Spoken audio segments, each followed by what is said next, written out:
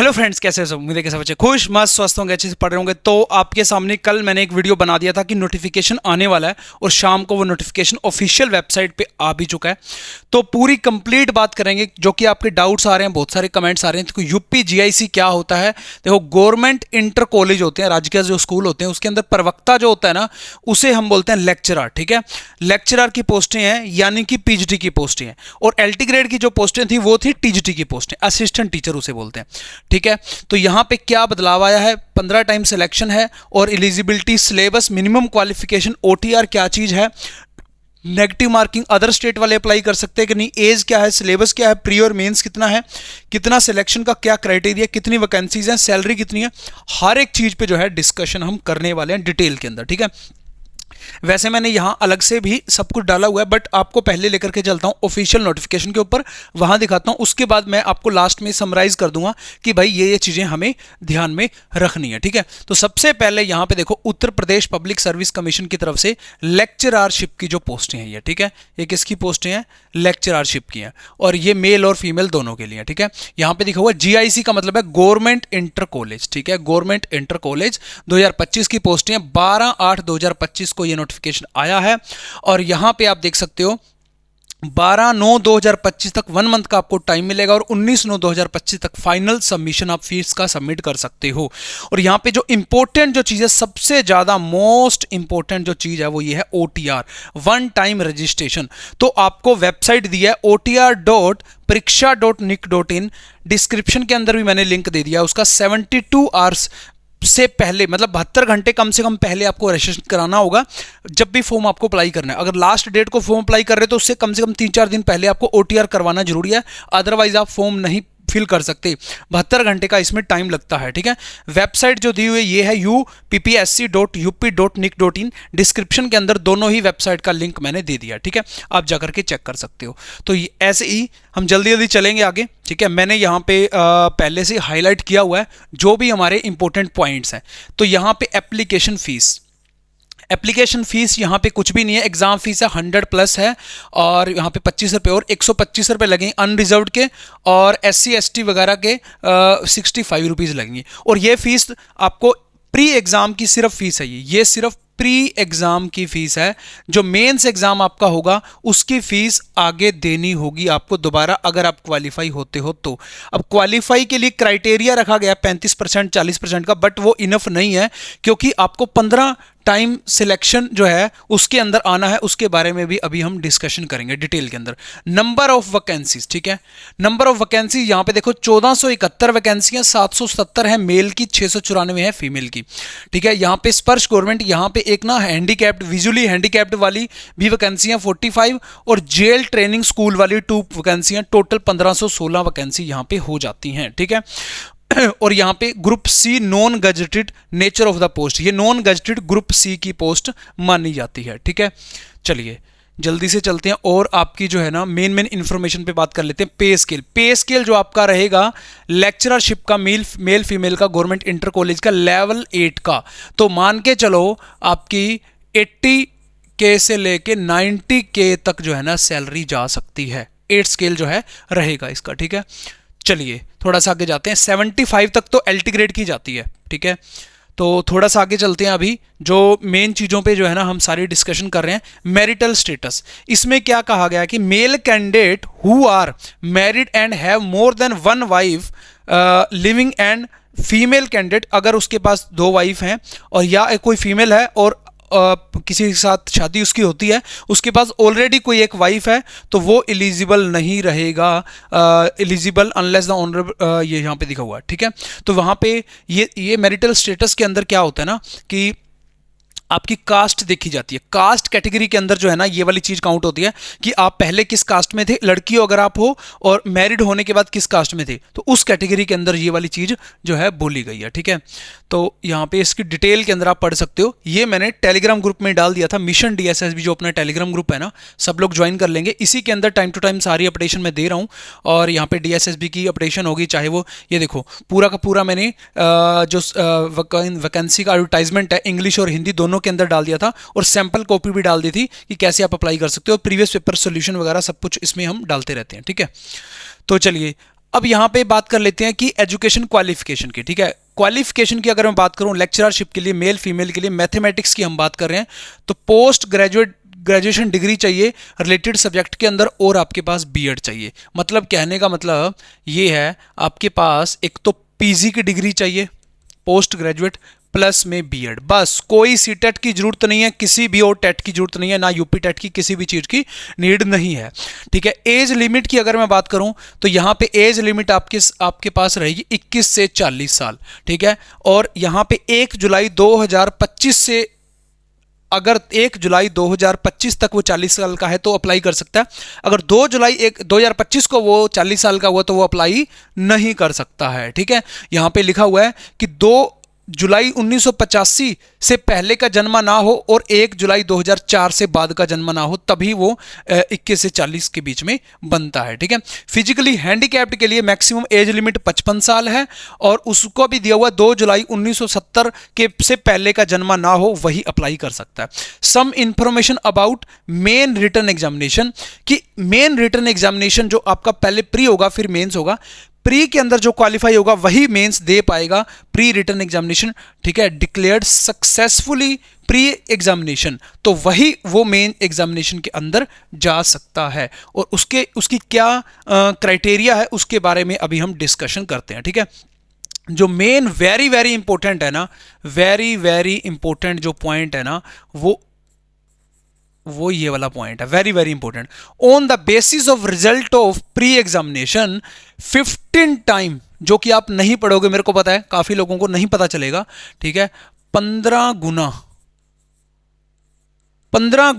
मतलब कहने का ये है कि अभी मैं बताऊंगा आपको 35% और 40% का क्राइटेरिया मिनिमम क्वालिफिकेशन का, बट क्योंकि पोस्टें कम है और नंबर ऑफ कैंडिडेट ज्यादा अप्लाई करेंगे तो वहां पे लगेगी कट ऑफ मतलब मेरिट लिस्ट, तो ऊपर के 15 गुना लोग जो हैं, जैसे मान लीजिए 1000 सीटें हैं, 1 लाख बच्चे फॉर्म अप्लाई करते हैं, और 35% और 40% के अकॉर्डिंग मान लीजिए 20,000 बच्चे पास हो गए, बट 1000 पोस्टें अगर है तो 15 गुना ऊपर के 15,000 लोगों को ही मेंस देने दिया जाएगा, चाहे वो क्वालिफाई है 35 या 40% या 50% नंबर लाता है, बट उसको मेंस में अप्लाई नहीं करने दिया जाएगा अगर उसके मिनिमम जो है ना 15 गुना लोगों के अंदर नहीं आता जितनी पोस्टें हैं, ठीक है। तो ये एक मतलब टफ टास्क जो है ना आपके लिए बना दिया गया है। इसमें एक चीज़ रह गई, वो 35-40% वाला जो मैंने आपको बताना था ना, वो चीज़ शायद यहाँ पे मिस कर दी है, तो एक बार मैं देख लेता हूँ कहाँ है। तो यहां देखिए, सबसे पहले नेगेटिव मार्किंग देख लेते हैं। देयर आर 4 अल्टरनेटिव, मतलब 4 ऑप्शन आपके होंगे for each wrong question. Wrong answer अगर आपने दिया तो 0.33 मार्क्स आपके कट हो जाएंगे, मतलब 1/3 की आपके पास निगेटिव मार्किंग है, ठीक है। निगेटिव मार्किंग है 1/3 की। उसके बाद यहां पे देखो SC/SC जो कैंडिडेट है वो 35% मार्क्स लेके क्वालिफाई हो सकते हैं, ठीक है, और प्री के अंदर, ठीक है। और सिमिलरली यहां पे 40% अदर कैटेगरी के लिए, अदर कैटेगरी चाहे वो जनरल है चाहे कोई भी है, ठीक है। SC/ST के लिए 35% है, अदर कैटेगरी के लिए 40% है। अगर इससे कम मार्क्स आते हैं तो वैसे भी क्वालिफाई नहीं माना जाएगा, ठीक है, चाहे फिर मेरिट लिस्ट कैसे भी हो कैसे भी ना हो, ठीक है। अगर इससे ऊपर आते हैं तो वो क्वालिफाई माना जाएगा, बट मेंस तभी माना जाएगा, मेंस के अंदर तभी वो एग्जाम दे पाएगा मेंस वाला, अगर वो पहले 15 गुना लोगों के अंदर आता है, जितनी नंबर ऑफ पोस्टें हैं उसको 15 से हम मल्टीप्लाई कर देंगे, उसके अंदर आता है तभी वो करने दिया जाएगा, ठीक है। अभी हम देखते हैं, देखो यहां पे लेक्चरर मेन, यहां पे देखो प्रारंभिक परीक्षा, ठीक है। तो यहां पे ये प्री का जो है एग्जाम है, प्री के अंदर क्या होगा 120 क्वेश्चन आएंगे, ठीक है। क्वेश्चन कितने आएंगे 120, जिसमें से 80 क्वेश्चन जो होंगे ना, 80 क्वेश्चन होंगे आपके मैथ्स के, ठीक है, मेन सब्जेक्ट के, और 40 जो क्वेश्चन होंगे आपके वो है जीएस के, जनरल स्टडीज के होंगे, ठीक है। तो यहां पे ये इसमें रखा गया 80 क्वेश्चन मैथमेटिक्स के, 40 क्वेश्चन आपके जीएस के। और अगर मैं एलटी ग्रेड की बात करूं उसमें 120 क्वेश्चन मैथमेटिक्स के आ रहे हैं, और जो है वहां पे 30 क्वेश्चन आपके आ रहे हैं जनरल साइंस के, ठीक है, जनरल स्टडीज के, तो 150 क्वेश्चन है। बट यहां पे आपके पास 80 और 40 का जो है रेशियो रखा गया। जनरल स्टडीज का जो है यहां पे बताया गया कि क्या क्या सिलेबस है, ठीक है।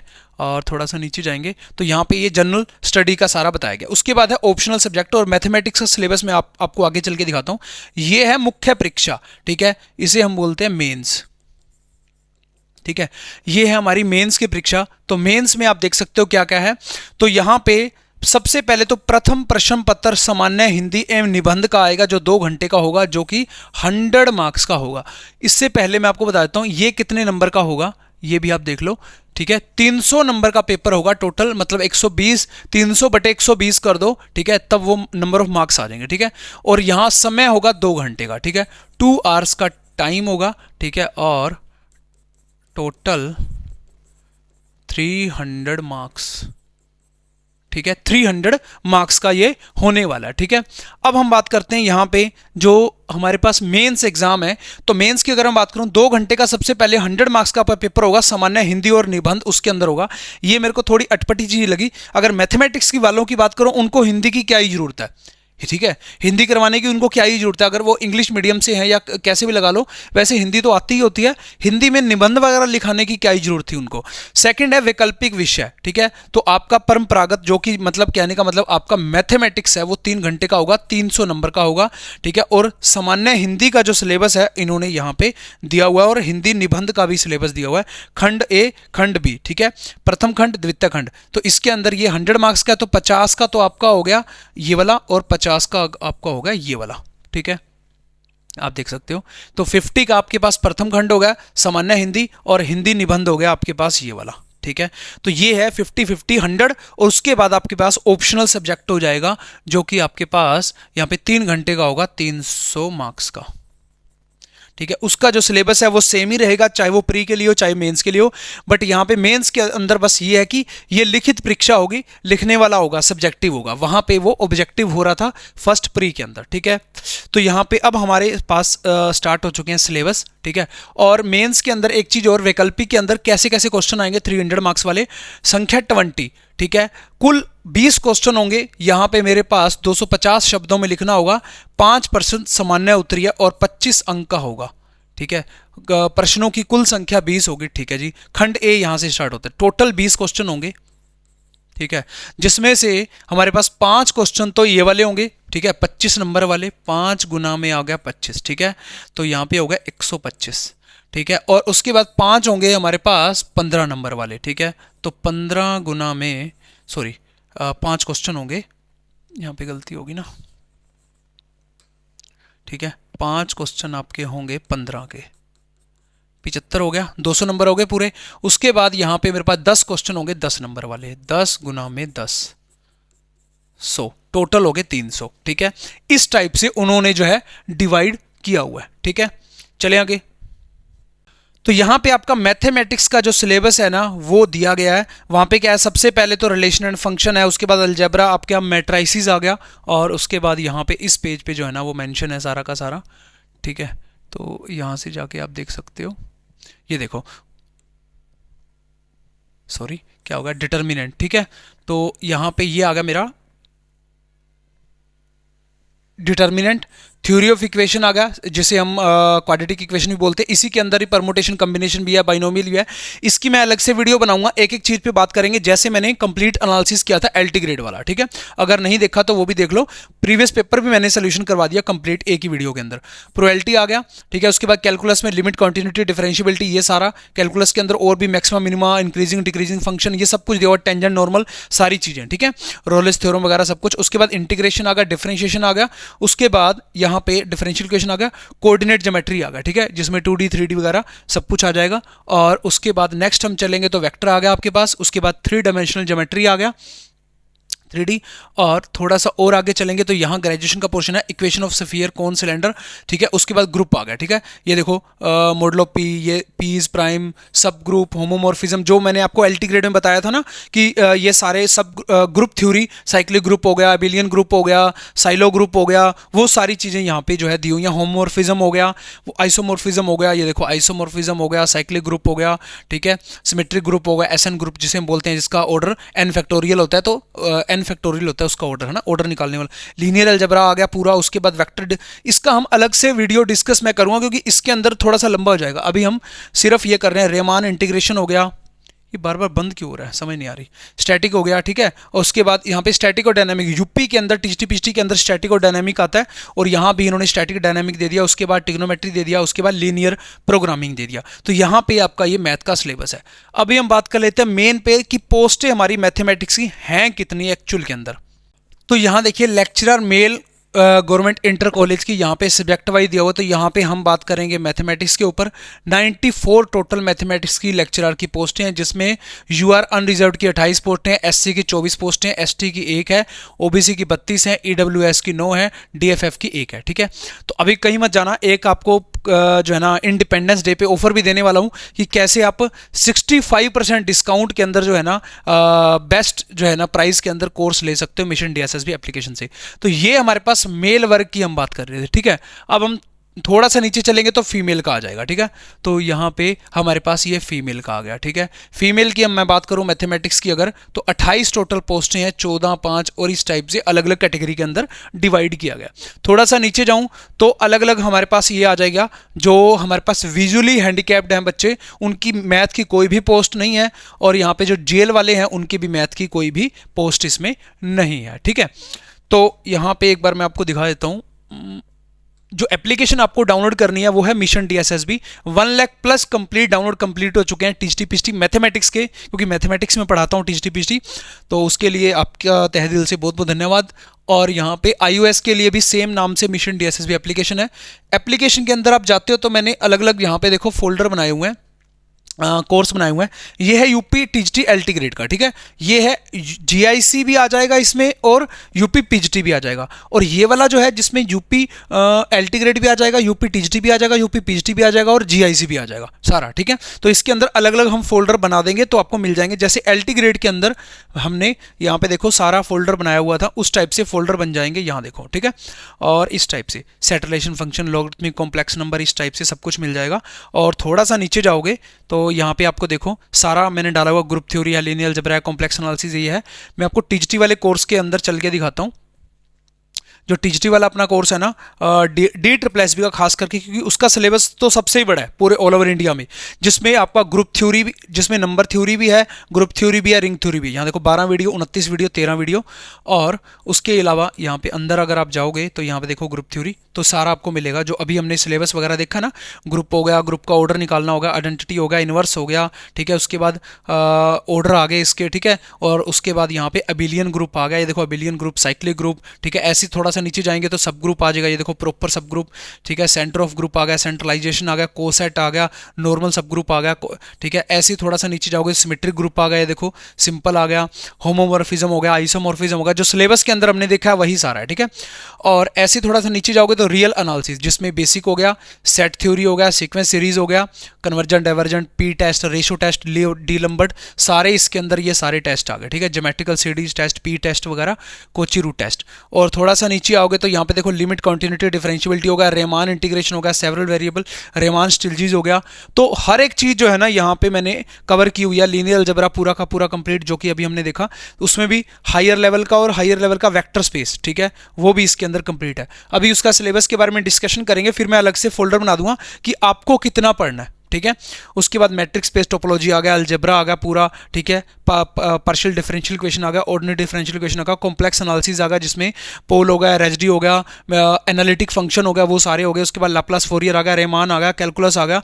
मतलब बहुत बड़ा है डीएसएसबी का। तो अगर मैंने वो करवाया हुआ है तो आपको सारा कंप्लीट सिलेबस यहाँ पे देखने को मिलेगा।